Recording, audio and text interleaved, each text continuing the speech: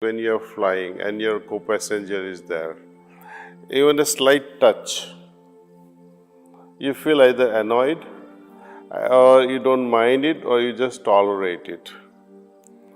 And especially if you're a woman and when someone touches you, even by mistake, and you feel so, that creepy feeling inside you.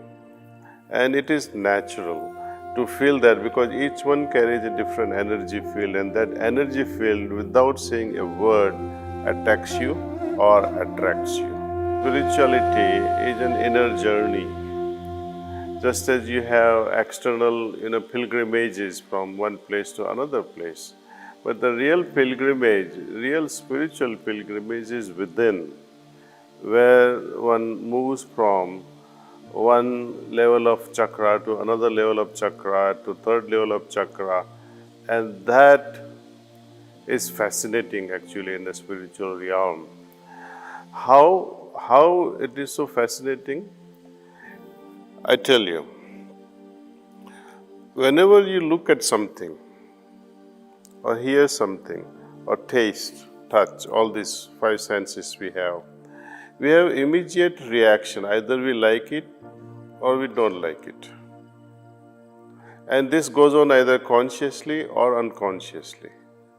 Even simple things like when you're flying and your co-passenger is there, even a slight touch, you feel either annoyed or you don't mind it or you just tolerate it. And especially if you're a woman and when someone touches you, even by mistake, and you feel so, that creepy feeling inside you. And it is natural to feel that because each one carries a different energy field, and that energy field, without saying a word, attacks you or attracts you. Now, what happens when you like something? Be it things like houses, or be it things like cars, or something related to this materialistic world. Nothing wrong with it also. Okay, you like something. Likewise, you have dislike for something. So these likes and dislikes, they create vibrations. And these vibrations settle down at one particular energy vortex near the heart. And they are bifurcated. Based on that emotional vibration, it is able to create. For example, if you are sexually attracted towards someone or repelled towards someone, that's one level of vibrations. Second level of vibrations that we always go on creating is things I have or I don't have. In the materialistic world, oh, I don't have this car, though you already have some car. Oh, I don't have this phone. How will I pay my next month's rent? How will I pay my children's fees? Things of that nature, materialistic world.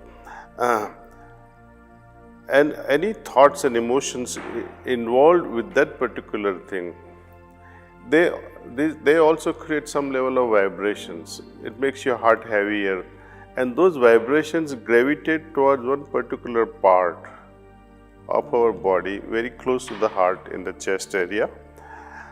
And these two locations are different. And whenever these chakras are affected, they affect the next chakra, next higher one. Let us see, when your desire is not fulfilled, what happens at that time? You become restless, you lose peace of mind. Right? For example, oh, I am not able to pay, I don't think I can pay my next month's rent. Now what goes through in your mind, in your heart at an emotional level? Those vibrations of related to materialistic world or sensual world, when they are not fulfilled, it makes you restless and you lose peace of mind. And when this continues, one becomes angry. And when becomes angry, fear develops. When fear develops, you become kind of unclear about yourself, about your thinking also. So you see, this is a progressive affection or progressive effects on each chakra, one higher than the other. And higher the chakra, it has a greater role to play in our life. And beyond all these desires, then there is a play of my way or highway. The ego comes into the realm. The ego has also many levels of consciousness. You see, many people, they say your thinking, your ego, or this idea of my way or highway creates havoc in a family life. But more than that, it creates chaos within oneself. Whenever one becomes too egoistic, it weighs down heavily on that person's life. And when you identify your ego, for example, with God, or some higher self, or when you identify yourself with divinity, or when you identify yourself with some higher purpose, then that ego gets sublimated. It finds a purpose. You see, surgery, you must have performed so many surgeries, you must have written so many prescriptions, and each time you feel good after each surgery. Yes, I did my job well. And there are moments you feel, I'm going to do so well today. I'm going to surpass my yesterday's performance. Right? That is also ego, but that is very constructive ego. Right? And such sort of constructive ego helps us to become better and better. But to say that I am Dr. Nandi and there is no one better than me in my city, I am the best gastroenterologist, I am number one, then I would say the arrogance has kicked in. An arrogant mind cannot listen to others, arrogant mind cannot learn anything new.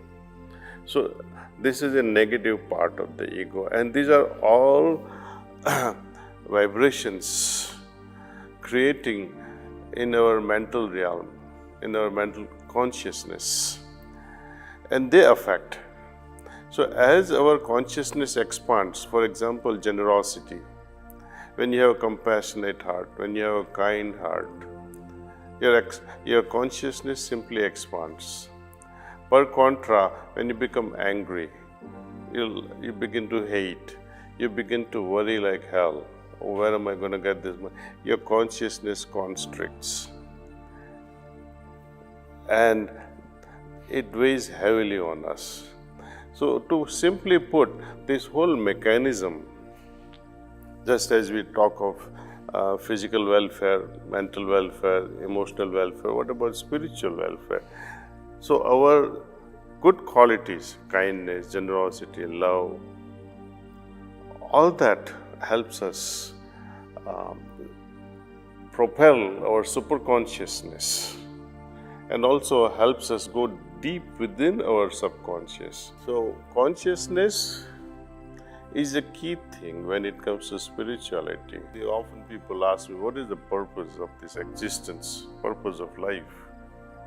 And only one answer comes to me, that is to evolve my consciousness.